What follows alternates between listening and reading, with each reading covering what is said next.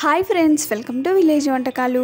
Friends, ఇవాళ నేను ఒక మంచి రెసిపీతో మీ ముందుకు వచ్చాను. ఇవాళ రెసిపీ వచ్చేసి కాకరకాయ పొడి. కాకరకాయలతో ఇలా కారం పొడి చేసుకోండి, సూపర్ టేస్టీగా ఉంటుందండి. ఇంట్లో కూరగాయలు ఏం లేనప్పుడు, ఏం కూర చేయాలో తెలియనప్పుడు కాకరకాయ పొడిని ఇలా రెడీ చేసి పెట్టినట్లయితే కూరలు లేనప్పుడు ఈ పొడిని అన్నంతో కలుపుకొని తినొచ్చండి. సూపర్ టేస్టీగా ఉంటుంది. దీన్ని సైడ్ డిష్గానే చేసుకోవచ్చు, లేదంటే వేడివేడి అన్నంలో ఈ పొడి వేసుకొని నెయ్యి వేసుకొని తింటే సూపర్ టేస్టీగా ఉంటుంది.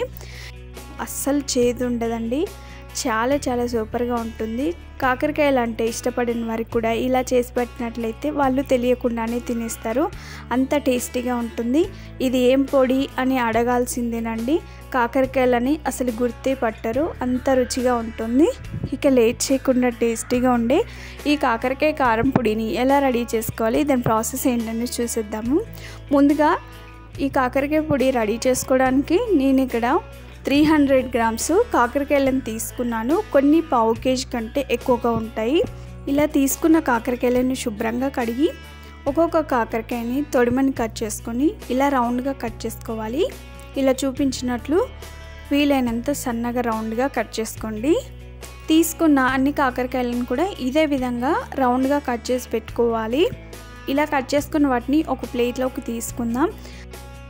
తర్వాత స్టవ్ పైన ఒక ప్యాన్ పెట్టుకొని అందులో ఈ కాకరకాయలు ఫ్రై చేసుకోవడానికి సరిపడినంత ఆయిల్ని తీసుకోవాలి. ఆయిల్ బాగా వేడిన తర్వాత కట్ చేసుకున్న కాకరకాయలని కొన్నిటిని వేసుకొని ఫ్రై చేసుకోవాలి. మీడియం టు హై ఫ్లేమ్లోకి అడ్జస్ట్ చేసుకుంటూ ఈ కాకరకాయలు క్రిస్పీగా అయ్యేంతవరకు ఫ్రై చేసుకోవాలి. ఇలా క్రిస్పీగా అయ్యేంతవరకు ఫ్రై చేసుకున్న తర్వాత ఒక టిష్యూ పేపర్ ఉన్న ప్లేట్లోకి తీసుకుందాం. దీనికి ఉన్న ఎక్స్ట్రా ఆయిల్ అంతా కూడా ఆ పేపర్ అబ్జర్వ్ చేస్తుంది.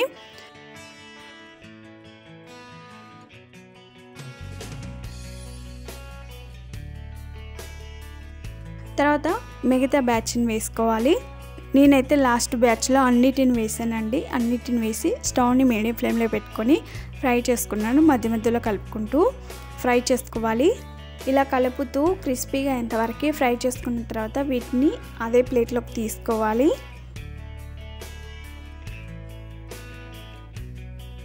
చూసారు కదా, ఇక్కడ కాకరకాయలు చాలా క్రిస్పీగా ఫ్రై అయిపోయాయి. ఇలా ఫ్రై చేసుకున్న వాటిని ఇలా ప్లేట్లోకి తీసుకున్న తర్వాత అదే ఆయిల్లో ఒక పావు కప్పు వరకు పల్లీలను వేసుకొని ఫ్రై చేసుకోవాలి. స్టవ్ని మీడియం ఫ్లేమ్లోనే పెట్టుకొని ఈ పల్లీలను వేయించుకుంటే పల్లీలు అనేది పచ్చివాసన లేకుండా చాలా బాగా ఫ్రై అయిపోతాయి. ఇలా కొద్దిసేపు కలుపుకుంటూ ఫ్రై చేసుకుంటే పైన పొట్టు అనేది పగుళ్ళు వచ్చేస్తూ ఉంటుందండి. అలా పగుళ్ళు వచ్చేంతవరకు ఈ పల్లీలని ఫ్రై చేసుకోవాలి. ఇక్కడ పల్లీలు అయితే ఫ్రై అయిపోయాయి. వీటిని కూడా వేరొక బౌల్లోకి తీసుకుందాం. చూసారు కదా, ఇక్కడ పల్లీలు పైన పొట్టు అనేది పగుళ్ళు వచ్చేసాయి. పల్లీలు చాలా బాగా వేగిపోయాయి. తర్వాత అదే ఆయిల్లో ఒక పావు కప్పు వరకు కరివేపాకును కూడా వేసుకొని ఫ్రై చేసుకోవాలి. ఈ కరివేపాకు క్రిస్పీగా అయ్యేంతవరకు ఫ్రై చేసుకోండి. కరివేపాకుని ముందే కడిగి పెట్టుకొని వాటర్ లేకుండా గట్టిగా తుడుచుకొని ఇలా ఆయిల్లో వేసుకొని ఫ్రై చేసుకోవాలి. ఇలా ఫ్రై చేసుకున్న కరివేపాకుని కాకరకాయలు తీసుకున్న ప్లేట్లోకి వేసుకుందాం. తర్వాత దీంట్లో ఉన్న ఎక్స్ట్రా ఆయిల్ మొత్తం తీసేయాలండి. ఇలా తీసిన తర్వాత అదే ప్యాన్ని స్టవ్ పైన పెట్టుకొని అందులో 2 టీ స్పూన్ వరకు ధనియాలు, అలాగే 1 టీ స్పూన్ వరకు జీలకర్ర వేసుకోండి. ఇవి పచ్చివాసన పోయేంత వరకు ఫ్రై చేసుకోవాలి. ధనియాలు జీలకర్ర కొంచెం కలర్ మారేంత వరకు ఫ్రై చేసుకున్న తర్వాత దీనిని కూడా ఒక బౌల్లోకి కానీ ప్లేట్లోకి కానీ తీసుకోవాలి.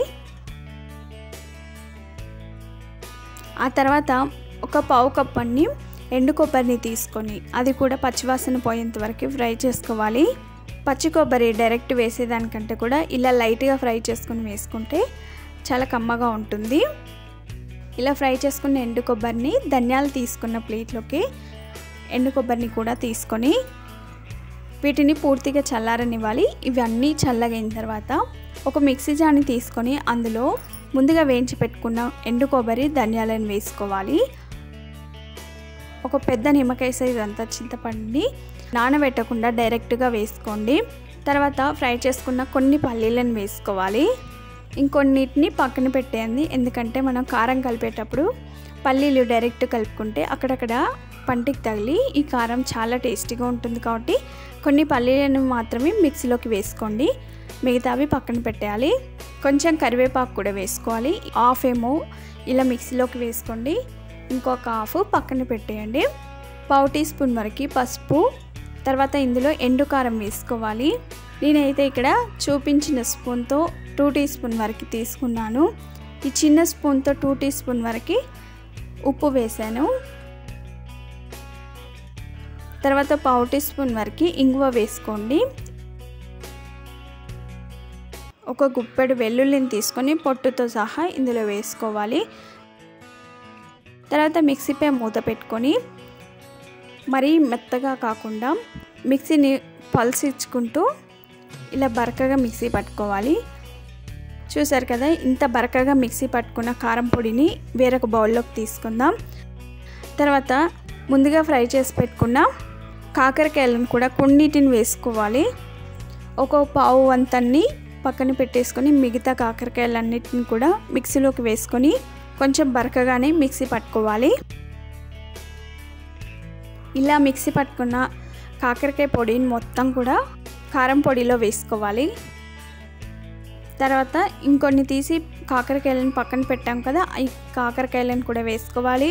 తర్వాత కరివేపాకు అలాగే పల్లీలను కూడా వేసుకోవాలి. ఇవన్నీ వేసిన తర్వాత ఒకసారి బాగా కలుపుకోండి. చేయితో కంటే కూడా ఇలా గిన్నె అంచులను పట్టుకొని కలుపుకున్నట్లయితే అంతా కూడా బాగా కలిసిపోతుంది. ఇలా బాగా కలుపుకున్న తర్వాత ఒకసారి ఉప్పు కారాన్ని సరిచూసుకోండి. ఉప్పు కానీ కారం కానీ తక్కువైనట్లయితే ఇంకొంచెం యాడ్ చేసుకోవచ్చు. ఒకవేళ మీరు లాస్ట్లో కాకరకాయలను యాడ్ చేసుకోవడం ఇష్టం లేకపోతే అన్నిటిని కూడా మిక్సీ పట్టుకొని ఈ కారంలో కలుపుకోవచ్చు. లేదు కారంతో కొన్ని కాకరకాయ ముక్కలతో బాగుంటుందంటే ఆ కొన్నిటిని ఇలా యాడ్ చేసుకోండి, లేదంటే అన్నిటిని మిక్సీ పట్టి ఈ కారంలో కలుపుకోండి. ఒక సర్వింగ్ బౌల్లోకి తీసుకొని సర్వ్ చేసుకుంటే అంతేనండి, ఎంతో టేస్టీగా ఉండే చేదు లేని కాకరకాయ కారం పొడి రెడీ అయిపోయింది. చాలా బాగుందండి. ఇది చేస్తుంటేనే మంచి స్మెల్ వస్తుంది. వేడివేడి అన్నంలో ఈ పొడి వేసుకొని నెయ్యి వేసుకొని తింటే చాలా టేస్టీగా ఉంటుందండి.